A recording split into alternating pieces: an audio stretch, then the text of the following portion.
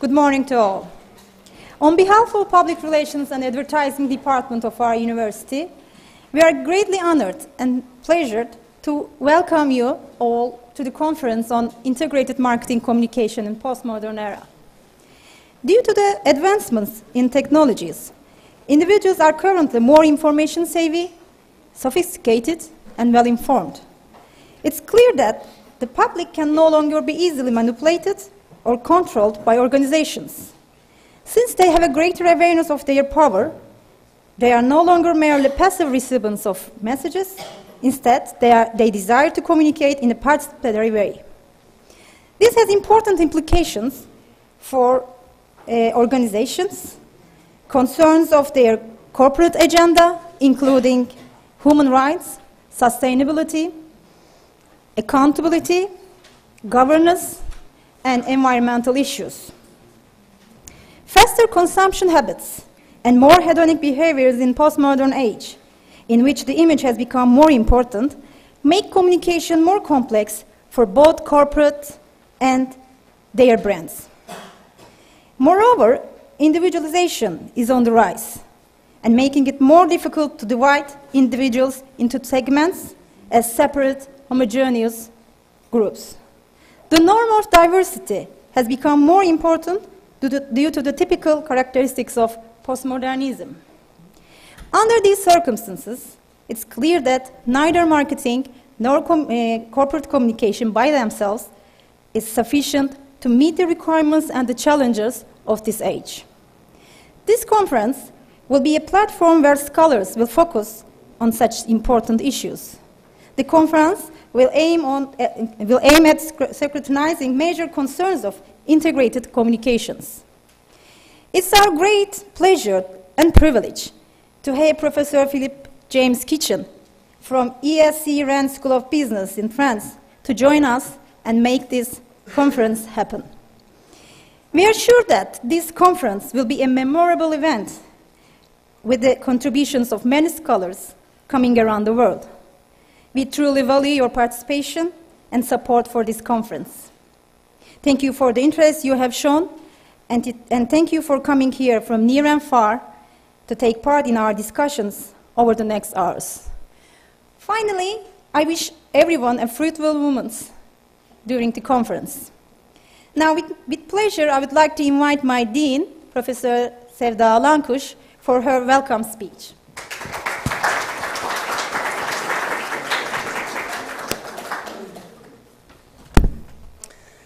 Dear distinguished guests, my colleagues and students, good morning again and welcome to our International Conference on Integrated Communication in Postmodern Era, organized by Department of Public Relations and Advertising.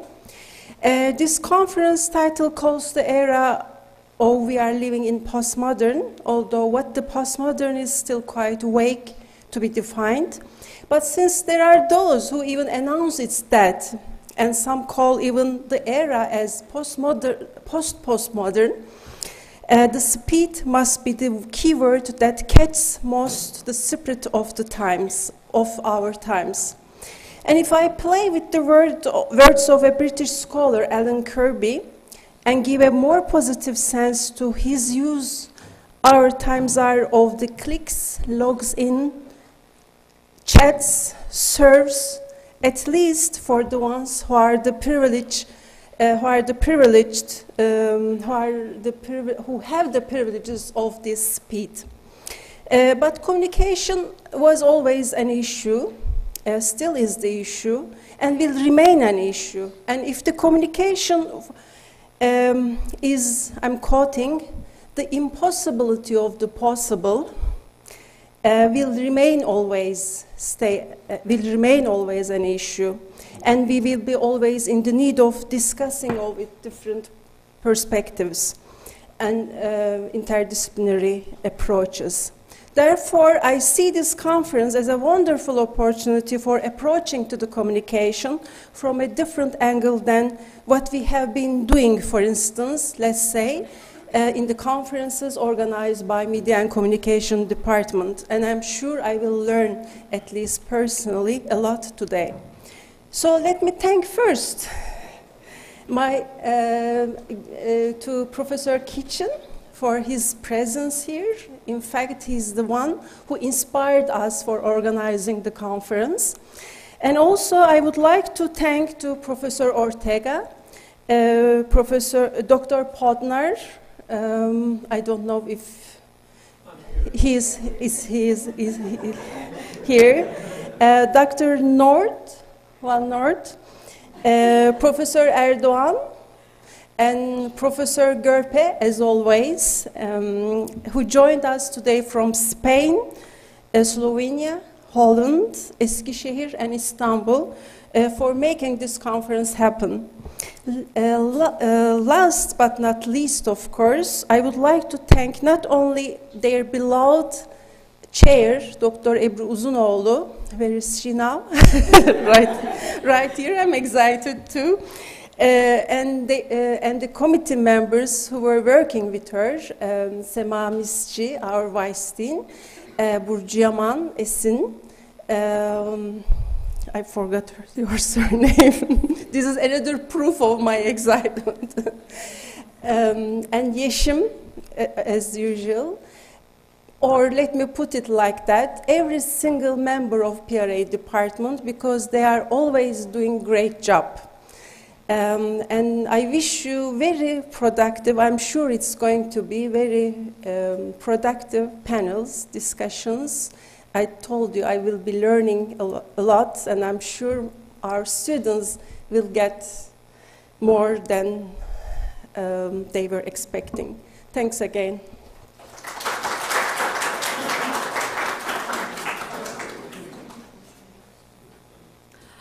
Before inviting our keynote speaker, I would like to say a few words about him. It's difficult to say just a few words, but I'll try. Professor Philippe Kitchen is research professor of marketing at ESC Rennes School of Business in France. Previously served as professor of marketing at Brock University in Canada, Hull University in the United Kingdom, and Queen's School of Management.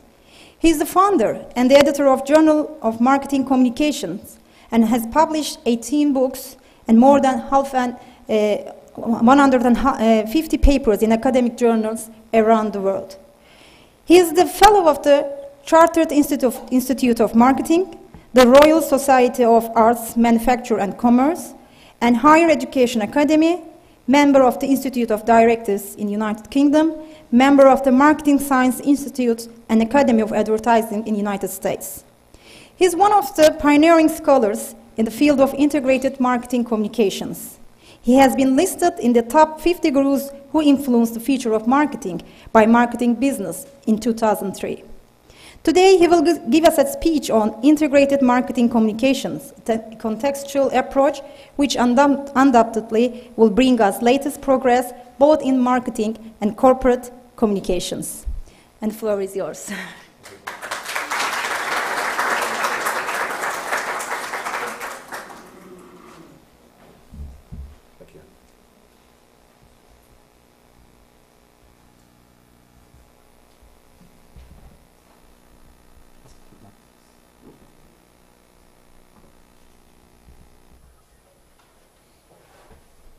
Okay, it's very good to be here today, and it's good to be invited and to be able to participate in this conference. I changed the title slightly because it still reflects the same subjects that I'm interested in, but I thought about context. Context is all important in today's world, especially in the European community, in the United States, just about everywhere really. Context is the big thing. So it's not a matter of what would be suitable to do in any particular market, but what one can do in those markets. And in 2008, I was becoming a bit tired of integrated marketing communications, to be honest with you. And I was then invited to chair and to give a speech at a conference in London by AMEC. And I was the first speaker, but if I look at the titles of these talks, none of them are describing particularly something called integrated marketing communications. They're all describing something else, which may or may not be related to integrated marketing communications or integrated marketing. And if you want to read more about this, a book was published on these themes in 2010, and I can give you the title of that later on. Yeah? And there is some conceptual confusion about these acronyms, IMC, ICC, IBC, integrated marketing, integrated communications, integrated brand communications, integrated corporate communications. So I have a few questions. What underpins these concepts? What challenges face businesses today in terms of integrating communications? Can integrated approaches help businesses? And if they can, how? And how much do prevailing contextual circumstances matter? These are the questions I'd like to address during this talk today. If we think about the world prior to 2008 rather, I think it was a much better communication place than it is in 2013. And if we look at what happened prior to 2008, the Great Crash, we saw a very robust financial services sector in just about every country around the world. And the government was, in every country, was promising a light touch as far as the economy was concerned. And it was characterized by these things: security, safety, social responsibility. It's all in and on behalf of customers. And issues in the global economy were not mentioned, saved in glowing terms. So globalization was the order of the day so far as future progress was concerned. And generally, the future political scenario was perceived to be one of stability. But of course, it didn't quite work out that way. After March 2008, there were some misgivings initially, then collapse, then followed by reality. And the reality was, prior to March 2008, was a very weak financial services sector, promoted and facilitated by government light touches just about everywhere. And what have we had over the past 5 years? Exactly the opposite of that which took place prior to March 2008. And the outcomes have led to political instability, where the global economy is being blamed, not local, national governments, but the global economy. Customer confidence has plummeted to all-time lows. Political confidence has eroded completely. Savers are being ignored, and the list goes on and on and on. And in the worst economies, advertising budgets have been slashed, cut almost to the bone. And in those economies, marketing public relations has come to the fore rather than advertising. And emerging markets are perceived to be increasingly attractive from both a globalization perspective and, of course, investment in marketing communications. I was reading an article yesterday which said that global growth for advertising was going to be about 3.5% in 2013 and 5% in 2014. But that growth relates to these emerging countries rather than to the advanced nations of the West. Okay, if we look at corporate debt in the European area, which is a big problem for those either in Europe or, shall we say, in proximity to Europe, which is, for example, in this country at this moment in time, they're all struggling with significant debt. Yeah? In the rest of the world, some economies are doing better than others, but still this problem of corporate debt, which excludes government debt, is going to be a huge problem. And the problem with this type of debt is that it impacts upon customer confidence. It impacts upon business activity. It impacts upon corporate communications. It impacts upon marketing communications. So we have to take it into consideration. So what do we know? Well, we haven't learned from our previous mistakes in the world, in our global economy. The reality is that this has happened before. It happened in Japan. And everything that's happening in the nations that are being damaged right now has happened previously in Japan. And nothing was learned from that particular experience. And so we face again some of these issues, problems, and difficulties. Yeah? So what are we seeing? We're seeing debt being transferred from the public to the private sector. We're seeing the European Union and the International Monetary Fund underpinning currencies, debt growing. Greece is a particular problem. There is the issue of restructuring, but the Eurozone is at risk either way. And the one thing I noted about not Greece, Cyprus particularly, was that some bright individuals published a paper in the Wall Street Journal to say that the standard of living in Cyprus was better than the standard of living in Germany. And that really alienated the German people, because they are the ones who are paying for the debts in some of these other nations around the world. But what do we do about this from a communication perspective? Well, first of all, media during this time has expanded and fragmented. Measuring returns is more straightforward, but the important point to note is consumers are more streetwise savvy and sophisticated, and they're spend averse. They don't want to spend their money if they can possibly avoid it, which means that they pay less attention to marketing communications, and markets are demassified and smudged and so forth. And I've mentioned the economic crisis. And companies during that time have crashed and burned, and some economies have crashed and burned as well. And personalities are changing all the time in the communications industry. Now, just to mention some of these points that are italicized, what are the challenges? The first challenge is the need to measure or show marketplace results at the campaign level for individual brands, and in terms of the brand equity being accumulated over a period of time, usually over a year period.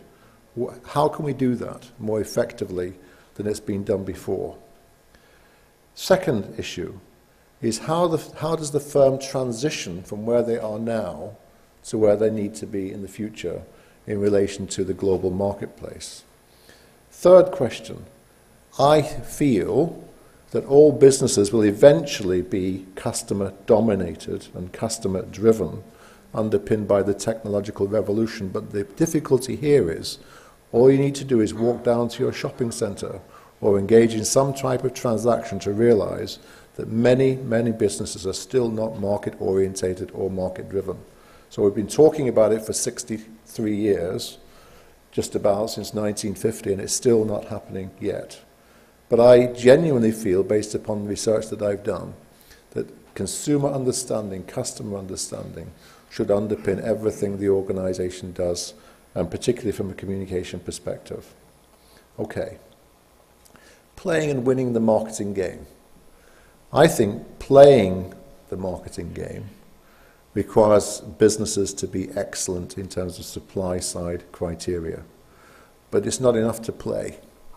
I remember a film starring, I can't remember the actor's name now, but Harold Abrahams was a runner in a very early version of the Olympic Games in France.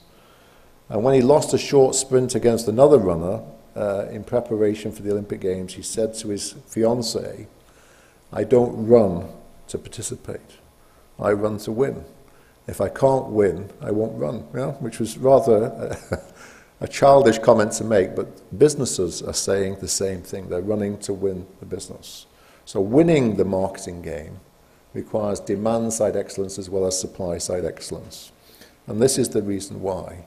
Because we're seeing a transition of control over information from marketeer hands to distributor hands and through into consumer hands. So consumers right now can shop the world for the products and services they want and need. They don't have to go to marketeers. They don't have to go to distributors. They don't have to go to place-based geographic facilities. They can go wherever they want to go and buy what they want to buy in today's marketplace. So what can we say about it? Well, we can say that as information technology slides down that line I described in the previous slide, power is transitioning to customers. So there is no sustainable advantage in the 4 Ps. Sorry guys, product, price, promotion and place. Just to play the marketing game, we've just got to be good in terms of these criteria. Instead, we'll start to rely on other things. Qualitative criteria, quantitative data, proactivity and responsiveness, and customer relationships. And by customer relationships, I mean a two-way relationship. You can't have a relationship with only one person. And many organizations want relationships with customers, sure enough. And customers want relationships with organizations, but organizations want to do it their way without, in other words, what they really mean is cross-selling more and more things to us as customers. So to excel in the game, we've got to get good at the demand-side criteria as well. And some examples of this, Buick and Rainier, the sports utility vehicle, General Electric, AT&T, using very many different approaches to marketing communications. But look at what's happening here. Awareness was 70% up, positive perceptions 122% up. The same happened with General Electric. The same happened with AT&T. But notice the words: increased awareness, positive perceptions.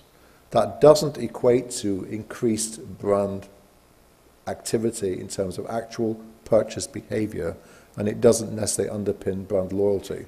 I was reading some papers just last week from a company called Big Research, which are available to just about everybody in this room. And what Big Research are noting at is that all of these online activities do stimulate brand awareness, but they don't underpin brand loyalty at all. What seems to have built brand loyalty in the past is traditional marketing communications spearheaded by advertising through often mass media. And that world is vanishing, it's drifting away. So it may mean that brand loyalty starts to drift away as well. Okay, let me just see if I can get this working now. This is a little video clip, which I hope you can see. Some people This is it, okay. like to climb mountains. I like to build planes in the air. I grew up wanting to be on a plane, wanting to be up this high. Sometimes the temperature up at altitude will reach 60 below. It's brisk, it's refreshing. You never know what you're going to come across up here. Canadian geese, mallards, owls. These people back here, that's why I come to work. That's why I build airplanes in the sky. We're not just building a plane here. We're building a dream. I love this job. There's a lot of thanks up here. When I look over there and I see that little kid, I look in his eyes, that's all the thanks I need.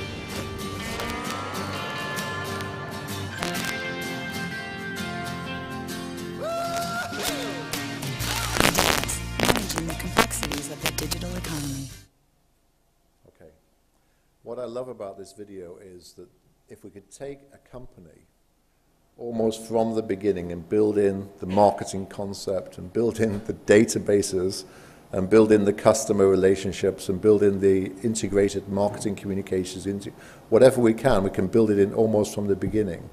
But often what we're doing is we're trying to bolt these things on or build them into a business when it's already flying through the sky, when it's actually going through its work of doing business. Okay. Are consumers in control? Well, I love this statement by Bob Garfield. I don't know if you know that Garfield is actually a cartoon character. I like Garfield, actually. I haven't got a pic. I tried to get a picture and it refused to allow me to download the picture of Garfield. But this is what he said. Once the consumer is in the driver's seat, I like this statement, he or she will often cheerfully drive right in your direction. Huh? If we think about that three marketplace scenario, and the fact that consumers seem to be gaining more and more control over information and over how they engage in marketing transactions, once they're there in that seat, they will drive in your direction. True? Okay, here's an example of another little video clip showing consumers marching in the direction of marketing activity. It's a sort of a wildlife video, and it lasts for about 10 seconds, but it's interesting.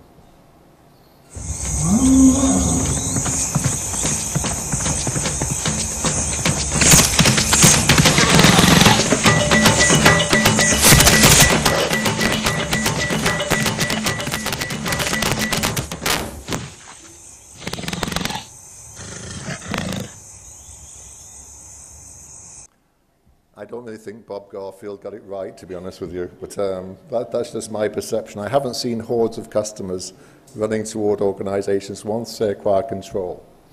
And there is a lot of problems with branded companies. These are just some of the companies that have either struggled or they've gone bust. And I could bring up another list of 2010 and 2012 and 2013 already as a result of what is happening in the global economy, some of the difficulties they're encountering. This is a historical look at branding. And the only thing I want to mention about this is back in 1993, Philip Kotler was talking about branding as just the identification and differentiation of one product from another. Wonderful, back in those days. 3 years later, Koch was saying it is about differentiation, sure enough, but it's also about consumer assurance. And then Hill and his colleagues were saying it's about a relationship, and it's about transactions that transcend individual occurrences. And by 2011, it was the sum of all these associations relating to tangible and intangible characteristics. The point is, at the same time integrated marketing communications has come to the fore, is the very same time period that branding has come to the fore. So branding in itself, in its modern state, is a very recent developmental activity. And if I look at the book published by Don Schultz, Stanley Tannenbaum and Robert Lauterborn in 1993, which is called Integrated Marketing Communications, the world's first book on this subject, there are two things missing from the book. The first thing is any mention of customers and consumers, and the second thing is the notion of the brand. So both those things are missing. Why are they missing? Well, they're missing for two reasons. The first reason is that brands were not that important in 1993. And the second reason is that Don Schultz and his colleagues were not marketing people at all. They were advertising people, so they could hardly write about consumers and their needs. Okay, I think Levi, I'll just share this another video clip with you. It's not all about video clips, but I love the way Levi communicates over time, because where Levi are focused upon is the values associated with the brand. They change the messages, but the values stay the same through advertisement after advertisement after advertisement. I think this is one of the great ones for the young people. This is just for the young people. It's not for me, by the way. I'm not a young person. This is for the young people in the audience. Yeah? I do enjoy pool, though.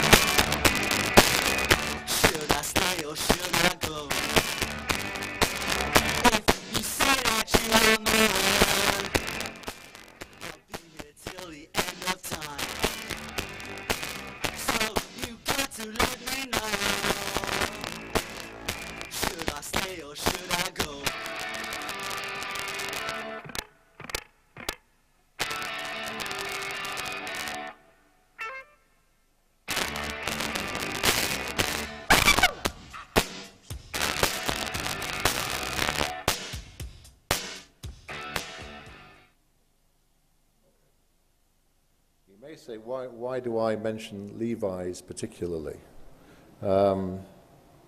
Levi's has faced some problems in recent years.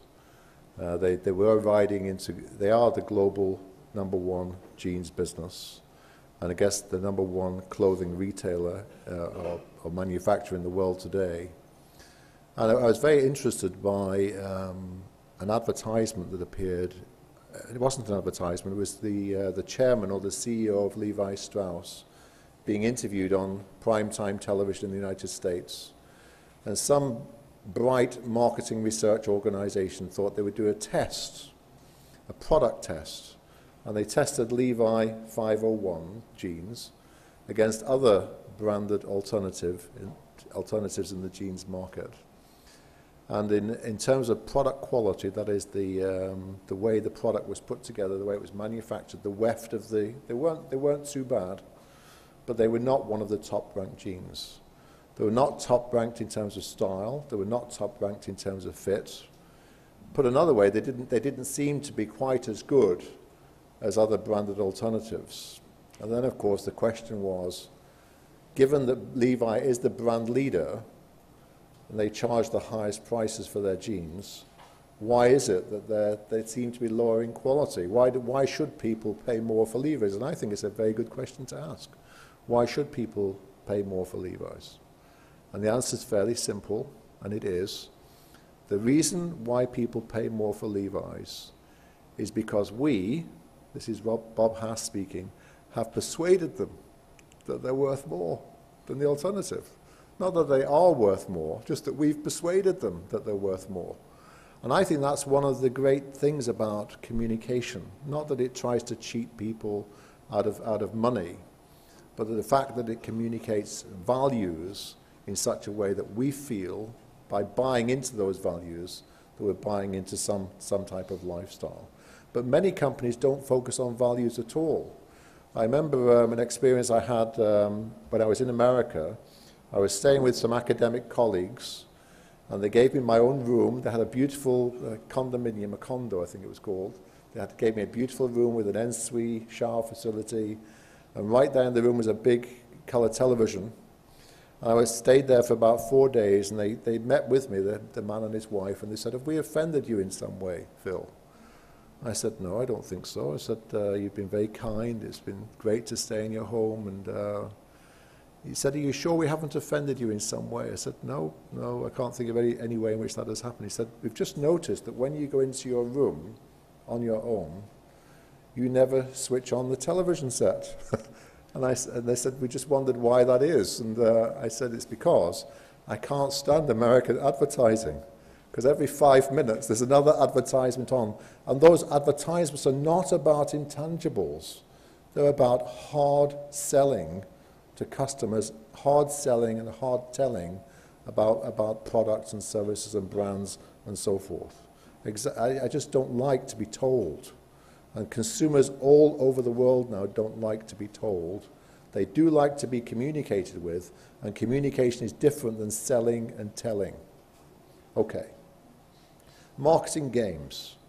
Customer insight and integrated brand marketing strategy are keys to winning the marketing game, a game fought in every country and in every market all over the world. So we have to be prepared to be able to contribute. Now, there's something else I want to say at this stage, and probably I'll be shot down by my academic colleagues. In the United Kingdom, just about everything is governed by something called the Research Excellence Framework, or the Research Assessment Exercise. And that means that every academic in business schools is being ranked by the number of points they gain from publishing in high-ranked journals. Sounds good, doesn't it? Then you can aggregate all those individual scores together, and you get a rank for a particular business school. And you can then aggregate them still further together in relation to university criteria, and that results in research money being provided by research councils to universities. It's really, really good, isn't it? Except that everybody in business schools in that country and in Australia and in other countries around the world are on a treadmill to publish in the best possible journals that they can. And what is rewarded in that system are academics who can publish at the highest levels. It doesn't matter whether they're good teachers or not. It doesn't matter whether they contribute anything significant by way of leadership or not. It just matters whether they publish at the right level or not.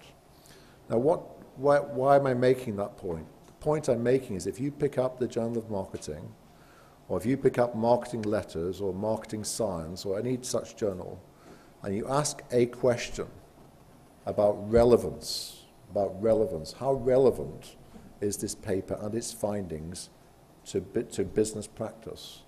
And the answer is that many, many business practitioners do not read academic journals because they find the contents irrelevant. That's not a criticism.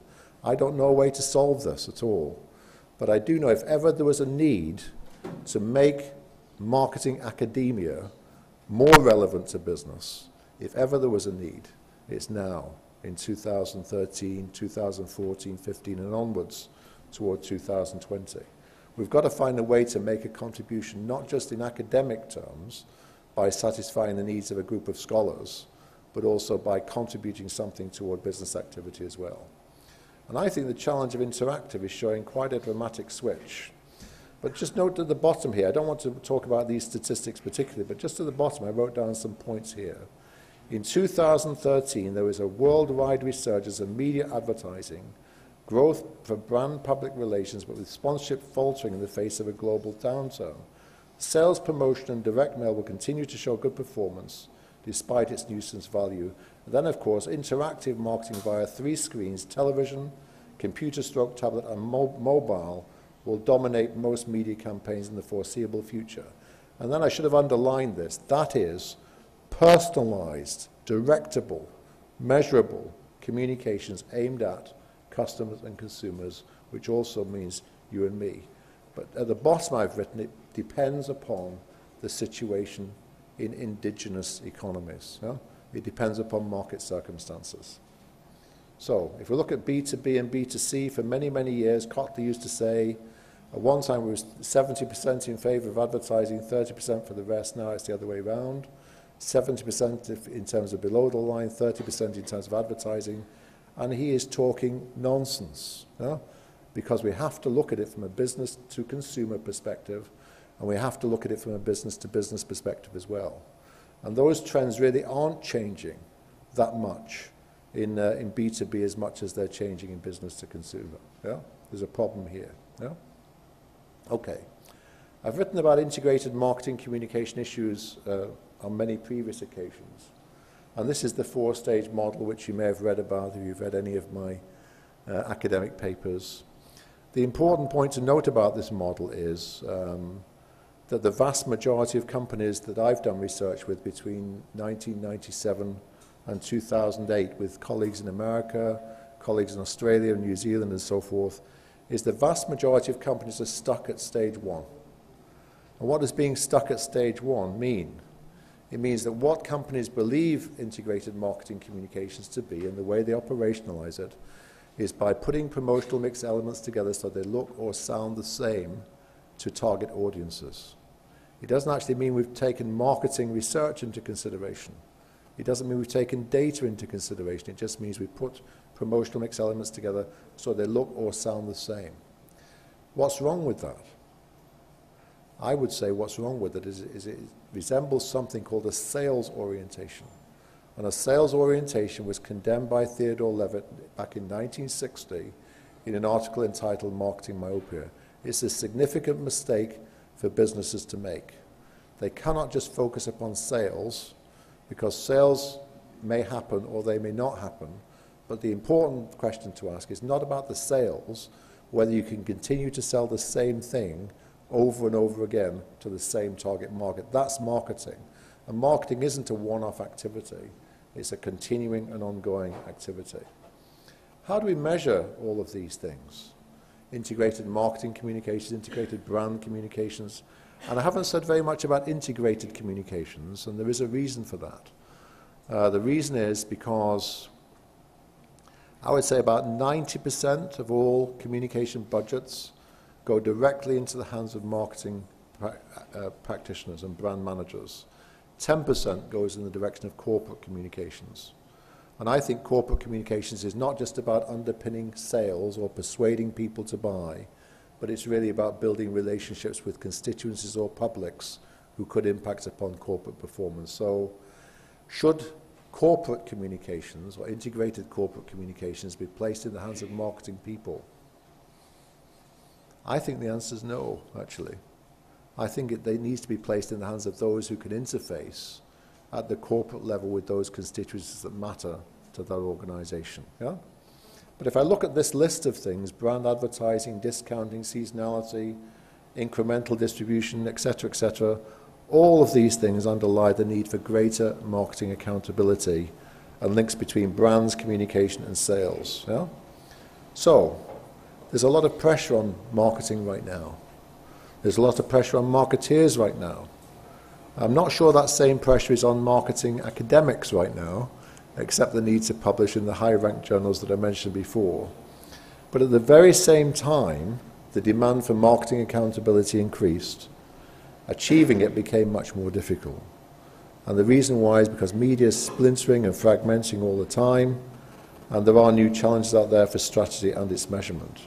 And these are just some of the things that, that one could use to measure the effects of marketing communications, integrated marketing communications, or otherwise, over time. And the important point about this particular slide is thinking about the move toward intangible assets rather than tangible assets. Intangible assets are things like brand equity. Very, very difficult to measure. And down at the bottom, they now, intangible assets account for over 70% of the value of the Standard & Poor's 500. And despite the 2008 crash, they're still trending upwards. So the important point in whatever else we do, we must build brand equity in relation to our brands over time. If we think about intangible assets in relation to marketing communication, we could say, well, Microsoft has technology, and Pfizer has its research and development pipeline, But the most important asset possessed by many companies is brand. What consumers buy and consider to be valuable is brand. And between a quarter and a third of all global corporate value can be attributed to brand, but the challenge is still there. Yeah? But just down at the bottom here, I've written, there is a move away from purely short-term measures such as sales response modeling and a growing demand for approaches that can integrate the quantification of short-term sales impacts with longer-term brand effects. Now, I thought I'd ask a question of the students here. Who wants to be a millionaire very quickly? Yay! That's my girl. At least you're being honest. I've seen at least 2 hands go up. No, it's 3 hands. 2 of them belong to the same person. You only said students. You didn't say professors. That's because marketing professors are already millionaires. At least that's my person. No, except our present company excluded, by the way.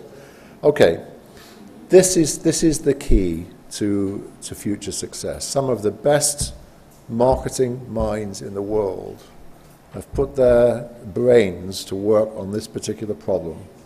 How do we measure short-term sales impacts related to individual campaigns in relation to longer-term brand equity? Those two things, we need to find effective ways of measuring them. If you can find a way to measure these well, you are going to become very wealthy very quickly. So for the young lady with her hand up, I can see you, and the young man with both his hands up, this is the way for you.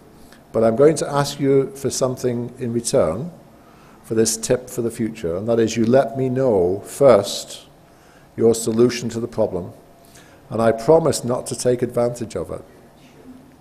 Sure. Say sure. But this is the key.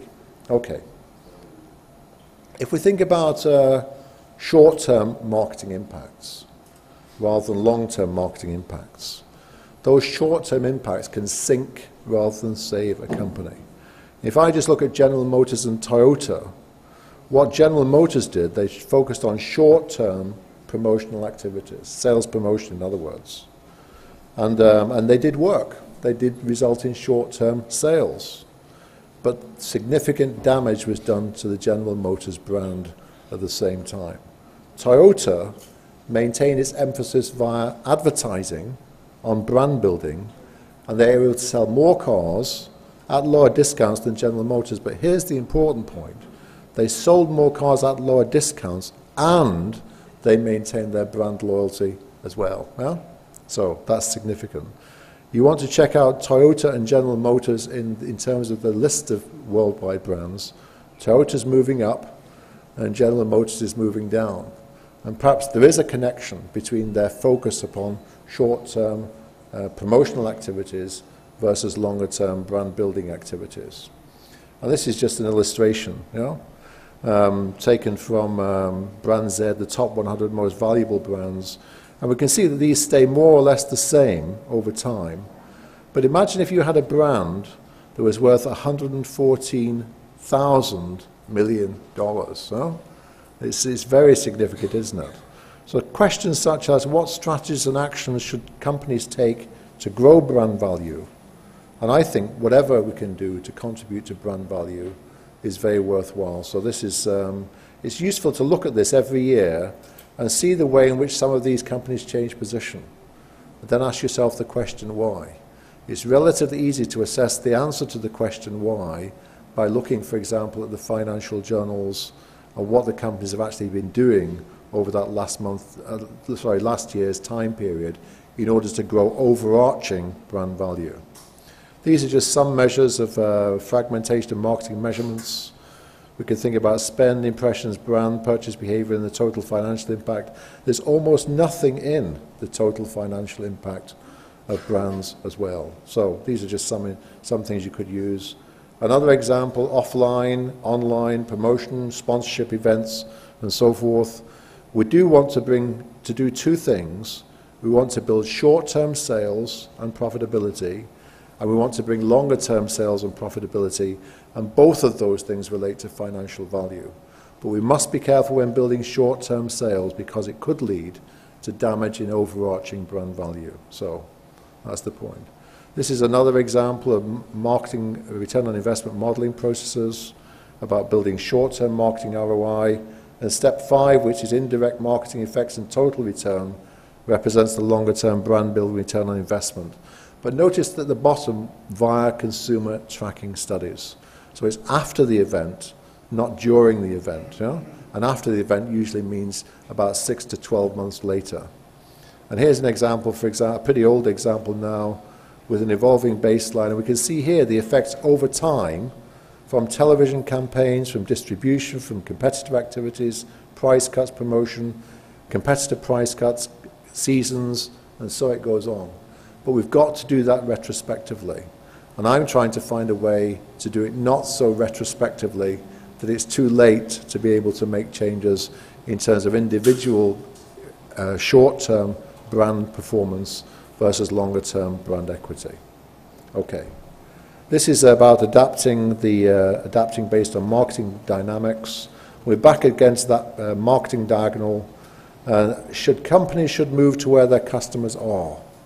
So say we've got, for example, a product-driven organization, and they find out that their customers are actually believe they're in the driving spot so far as their purchase behavior is concerned. What does that mean? It means the company has to change. And they have to change fairly rapidly, because wherever the company is, it needs to be where their customers are. It can't be in a location where the customers are not aware, or where they're deserting that position in droves. Okay. Okay, trying to draw this to a conclusion. I think back in 1993, when Don Schultz and Stanley Tannenbaum and Robert Lauterborn wrote the book on integrated marketing communications. And I mentioned earlier on in my talk that 2 things were missing from that book. One of them was consumer, or consumers, and one of them was brands or branding. And that's because branding wasn't that important in 1993, really, but it's very important now. I think integrated brand communications is the crucible into which integrated marketing communications needs to be poured. But it needs to be poured from a dual perspective. One perspective is to do with individual brands which consumers know and love and presumably exhibit loyalties toward. And the other one is the overarching brand equity of an organization over time. So we need both the short term and the long term. And I think that the search for the Holy Grail, I don't know how long I've been searching for the Holy Grail, but I think it dates back to at least 1980, 1982 or 1983, when I started to think about marketing. And the reality is that everybody's searching for quick, straightforward, simple campaign measurement and simple, straightforward, longer-term brand equity measurement. But it still hasn't been done yet. And maybe it needs to be done. And maybe there's somebody sitting in this room right now who can do it. But Don Schultz has put his mind to this. Philip Kotler has put his mind to this. I've tried to think about it as well in my more limited sphere of endeavor. But the solutions aren't easy to come by. And all of the business practitioners I know have tried to do the same thing, and none of them have succeeded in this particular thing. It needs to be done. I wanted to mention one other thing just before I close. It's not really, let me just say these last 2 points, and I'll just make another statement about where I stand in relation to leadership in today's world. So whatever else happens from a corporate perspective, or from an individual brand perspective, or from an academic marketing perspective, we should always try to keep in touch with our markets. If we lose touch with our markets, we've lost something that's of immeasurable value. Just think about Timex Corporation. At one time, Timex had over 50% global market share for producing low-cost mechanical. I used to have a Timex, yeah? And Timex advertising said, we can take a licking and we can keep on ticking.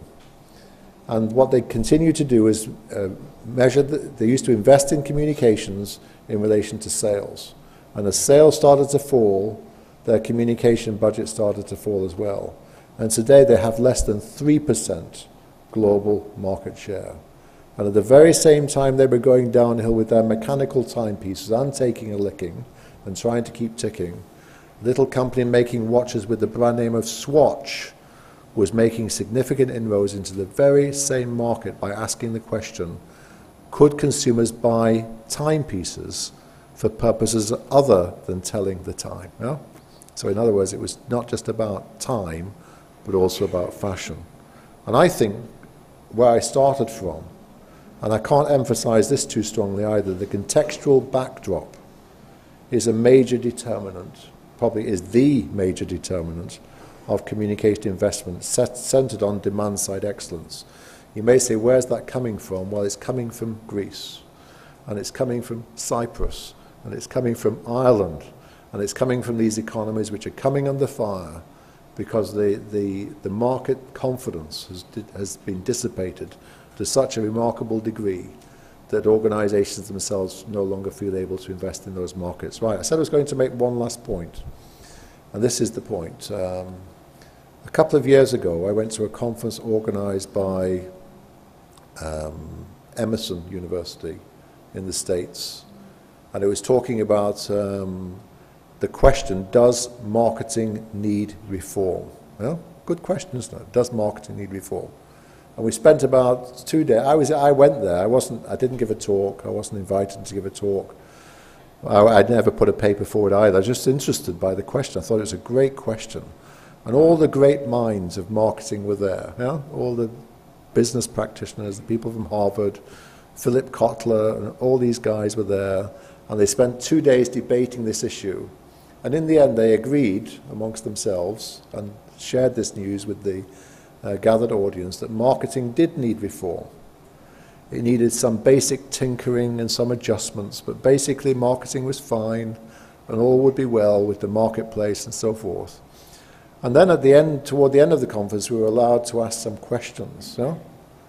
And one of the questions I asked was, does marketing need reform anywhere else other than North America? For example, does marketing need reform in the European community? Does marketing need reform in Australia? Does marketing need reform in Japan? This question was ruled out of order because the whole conference would be focused upon marketing in North America. But that wasn't the question they asked. Does marketing need reform in North America? Does marketing need reform was the question. So apparently the rest of the world was unimportant so far as the American marketing academics were concerned. And the second question was, which was a related question, I said, why is it that someone from outside North America cannot become a member of the American Marketing Association? This was ruled in order, and I was told and informed that I could become, we could all become members of the American Marketing Association. I said, well, on your website, if you can't provide a zip code in North America, you can't go any further with your application to join. This was also, at this point, ruled out of order. And I began to realize not for the first time, but America is not necessarily leading the world in terms of marketing innovation and in terms of marketing communication innovation. Leadership is starting to come from elsewhere as well. And so be careful with adopting ideas that stem directly from a global economy. In fact, there are two global economies. One of them is America, sure enough. The other one is China. So there are difficulties here. Okay, I wanted to close with this little video clip about how not to do integrated marketing. This is an example of integrated marketing communications, but with one vital ingredient missing. Yeah? Just one ingredient. This is the last thing I want to say, and then we'll ask if there are any questions. Okay? Oh, it's gone. Back. Let's see if this works. No? From file. Just go into the file. I'm glad to have the technological wizardry of these guys, I'll tell you. Which one is it now? That's the first one. That's it. Because it's That's wrong it. play.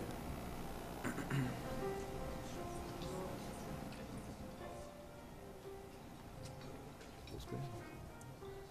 No sound. Hey there.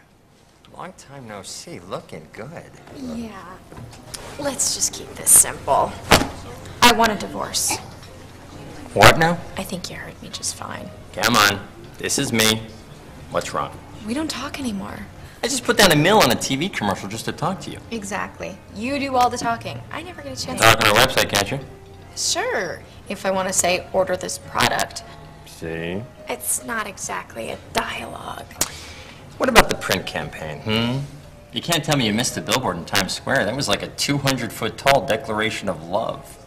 You're saying you love me, but you're not behaving like you love me. It's not genuine. I don't know. The agency said I was genuinely being funny. Genuinely being charming. They said you would love everything I did. Would you keep your voice down? You're not doing a radio commercial. Look, whether you're funny or not, it's just, I've changed, and you haven't. I mean, we don't even hang out in the same places anymore. You're not even listening, are you? Coupons. You want coupons, don't you? Look, come by the store. I got 2 words for you. Loyalty, reduction. All right? That was it, wasn't it? Let's just hug. If you knew me, you'd know I don't care about that. Know you? Sweetheart, I know everything about you. You're 28 to 34. Your online interests include music, movies, and laser hair removal. You have a modest but dependable disposable income. Am I the only one not getting the problem here? I'm out of here. Oh, come on. Don't be like that. Look, I tell you what, come back here tomorrow. I'll give you the chance to win a Bahamas vacation. There's a small chance, minuscule, but technically still a chance. I want to be like the old days. I guess that's the conclusion. Why can't it be like the old days? But the old days are gone, and they're not likely to recur. And these are just some of the issues involved with integrated marketing communications, at least, which are challenging us in the 21st century in 2013. Thank you.